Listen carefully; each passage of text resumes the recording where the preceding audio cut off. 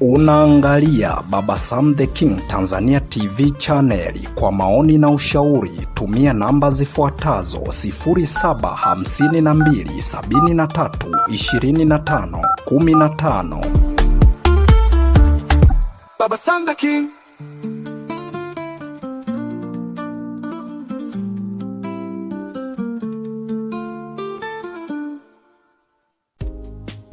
Uhali gani mpenzi msikilizaji wa simulizi za sauti? Karibu tena katika simulizi zetu za sauti ambazo umezoea kuzipata hapa, na hii simulizi si nyingine, inaitwa Dada wa Kazi na Bosi sehemu ya 21. Kwenye upande wa YouTube channel tunaitwa Baba Sam the King Tanzania TV channel. Lakini kwenye upande wa TikTok tunaitwa Baba Sam the King channel. Lakini kwenye upande wa YouTube tunachokuomba subscribe. Lakini kwenye upande wa TikTok tunachokuomba follow. Lakini kwenye mitandao yote tunachokuomba like, share, comment ili tuweze kupata mchango wa mawazo yako.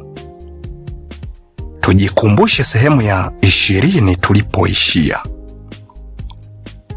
Sehemu ya 20 tuliishia baada ya kuona siku zimeisha, zimepinduka na imebaki siku hiyo moja tu ambayo Mzee Fares ameambiwa ndani ya siku 7, yani wiki moja, ahakikishe anamtafuta binti Sikununu mpaka anampata. Sasa ndo hapo zimeshapinduka, imebaki siku hiyo moja. Hapo sasa ndo anajiuliza anampataje pataje, mawazo si mawazo, amekonda, mke wake mwenyewe hajielewi.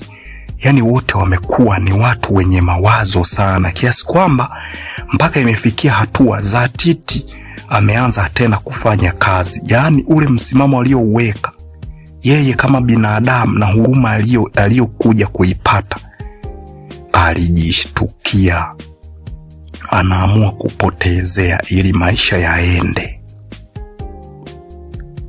Sasa ni kukaribishe sehemu ya 21.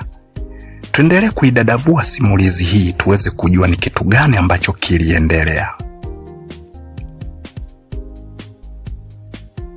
Baada ya kuanza kufanya shughuli za pale nyumbani,